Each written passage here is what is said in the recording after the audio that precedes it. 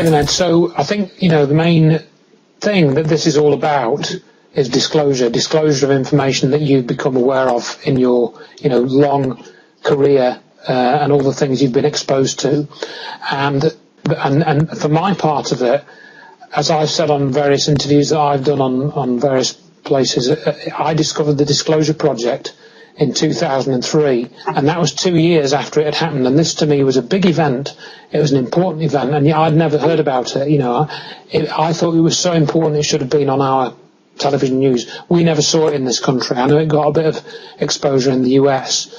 So Stephen Greer, he did this Disclosure Project, and he interviewed all these military witnesses. So the obvious question then that arises that, you were working in the military, you were in the Air Force and so on. How come you weren't a disclosure witness as part of the Disclosure Project? Which I've got my own. That's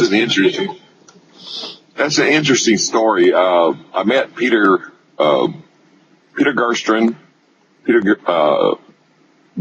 Stephen Greer, and Stephen Bassett in Laughlin. And this was long before they had put the Disclosure together.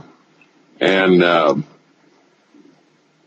they told me their ideas about the Disclosure Project and this and that. And we had spent quite a bit of time together. And I basically went in quite a bit detail about different programs and my feelings about the secret government and the National Security Agency and the Flying Triangle, which they were taking notes furiously. And I think it kind of developed them a sense of the bigger picture, what they were going for in the Disclosure Project. And years later, Stephen Greer told me, he said, you opened a lot of doors for us, because had you not come out and disclosed with your impeccable credentials, most of the people that volunteered to disclose knew who you were. And the fact that, you were harassed, but you didn't end up in jail or dead. But at some point towards the end that we spent together, they asked me to be on the Disclosure Project. In fact, they wanted to make me a key figure. And I said, my health and my wife's health's not good enough to where we're going to be traveling much in the future. I said, I just want to get the truth out there, and then I don't want to be part of a ufology or ufology circus, and I don't want to, spend the rest of my life promoting books and telling the same story over and over again like some of them do. And Peter Gerstrin basically alluded a kind of a veiled threat that he could subpoena me. And I said, well, good luck on that, because I live in the state of Texas. None of your people live in the state of Texas. I said, so if you file a subpoena for me out of the state and it's not a civil lawsuit or a criminal lawsuit, I said, there's absolutely no standing in Texas courts to where you could compel me to talk to you. And I said, besides, I've stuck my neck out enough and put myself and my family at risk enough to where it's time for you guys to go out and beat the bushes and find more people that are willing to talk. And because I'm done. That's interesting, that he would actually try and threaten you to partake in further, things that they wanted to do. Well, I will have to say this. I have the highest respect and regard for Stephen Bassett. Stephen Greer, pretty much the same.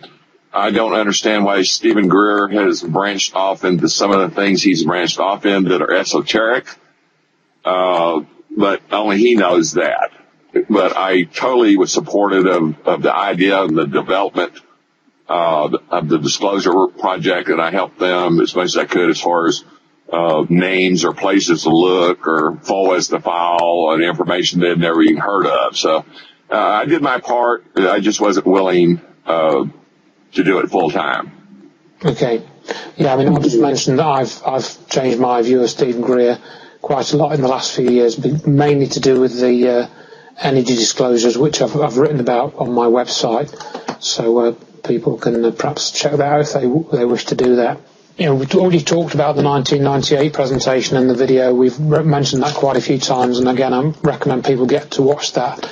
And I'll try and repost it as well with Ed's permission, so that there's a copy out there somewhere for you to watch. And some of your physical appearance is quite different, and people, I think you was just saying there a few minutes ago that people have commented that you had a beard then, you haven't got one now, and it's, a couple of years ago you had a beard again, and your appearance seemed to have changed, and so I just wondered what sort of things you've been saying to people about that. When I retired from the military, I had undiagnosed, out of control diabetes, to the point to where I think it was 1989. I ended up in the hospital in the emergency room. I thought I'd had the flu, so I was drinking lots of orange juice and juices, which has lots of sugar in it, and my blood sugar level was like 900. They'd never seen anybody alive that walked in the hospital on their own with that high of blood sugar. So my weight had gained over like a 10-year period. I put on like a pound or two a month, and I ended up like 160 pounds heavier than I had been, for example, in high school and college football and most of my military career. So eventually, over the years, I've gone from, say, 385 pounds down to about 235 now. And so when you see the old videos of me, that was me being very heavy because of the out-of-control diabetes. And then at some point they came up with a formulary insulin that I wasn't allergic to. And I didn't really change my diet that much. I was just more meticulous about not eating carbs or sugars. And then over a period of time, I lost the weight, and then I went from a full beard and a lot more hair to a goatee for a number of years. And now I've got less hair on top and less hair on my face. So I've had people saying that, well, it can't be the same guy. This guy's huge, he got a full beard, and this guy's so much skinnier. And I've had people post many places. Actually, you can search Edgar Fouche or Ed Fouche dead, and there's a lot of people saying that I was killed by the government or I died in a car accident. So it's quite interesting to see the comments that may have seen me on TV back in the 90s versus currently. Well, of course, I've had sort of similar things in a smaller way, because I've been accused of being a woman. I've been accused of being Judy Wood, so so we're kind of in the similar boat there. Well, I don't see any resemblance to any kind of woman. You have a very masculine voice. Well, indeed, I would feel very sorry for a woman that resembled me. Very sorry indeed. But I wanted to know, just look at, perhaps going into a more sort of philosophical territory now. First question then is, do you regret coming forward with your disclosures, and what your thoughts were on what you've been through, just overall thoughts? If I had everything to do over again, I would not have disclosed. I probably would have written a book, because that's what my friends wanted. They wanted to get the information out there. I would have come out with Alien Rapture or a version of it, like the long version I originally wrote, to get the information out there. But as far as public speaking, disclosing, being a whistleblower, I would not have put my family. I'm pretty thick-skinned, and I don't get paranoid. So if I'd been single, I might have to some extent. But if I had it all to do over again and was still married to Rebecca when I did it, I would not have put her or any of my other family at risk, or it's not worth it. And I see why a lot of people, on one hand, are compelled to disclose and talk about these suppressed secrets, but I can also understand people that have pensions and government pensions or military pensions and health care, while they're very afraid to come out and disclose. Yes. Overall sort of thoughts then for the future, and just, general reflection on all of this.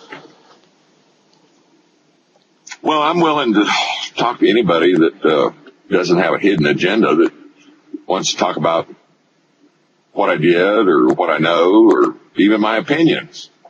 I have deliberately stayed away from talking about UFOs and aliens because I've never seen an alien, never had a friend that's seen an alien, or I've had lots of friends that have seen UFOs, or a few that's even seen triangles, but I steered clear from a lot of topics that I know very little about because I don't want to be one of these people that's an expert on everything to do with ufology. So Ed, one of the questions I'd had earlier, which was sort of answered for me when I received the updated manuscript that you'd kind of let me see, and this was the issue that I think you'd used a nom de plume, like a pseudonym, kind of, not exactly, and you'd called yourself Edgar Rothschild Fouche, and I understand this has since caused a bit of grief. So if you could explain about that. Yes. Well, apparently we have a Rothschild in the woodshed in our family tree, and it was on my grandmother's side of the family, and they were basically poor farmers in Illinois. And Brad thought, when I mentioned that, he thought that that'd be a good pen name and or nom de plume, and that probably attract attention, and boy, did it attract attention, and it was all negative. It was all negative. So I've never known a Rothschild. The only one I ever heard about was on my grandmother's side way back there were farmers, and my real name is Edgar Albert Fouche. Obviously not Rothschild. I've regretted that from the moment it was suggested. So I don't think it sold any extra books, but it probably caused a few people to burn them. Well, exactly, judging by what I've heard as well, it's so it's just one of those things, I suppose. It's everything's clear in hindsight, as is said. Yes, absolutely.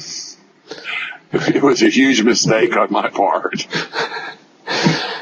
So I'd like to thank you for your time in going through all this stuff with me, all the information, and really it's just to say thank you again, and encourage people to check out everything that we've been talking about using the links we're going to post. Yes, I really have enjoyed your interviewing me and working with you. You're very kind and professional, and so I thank you also. And I'm looking forward to the result. Great.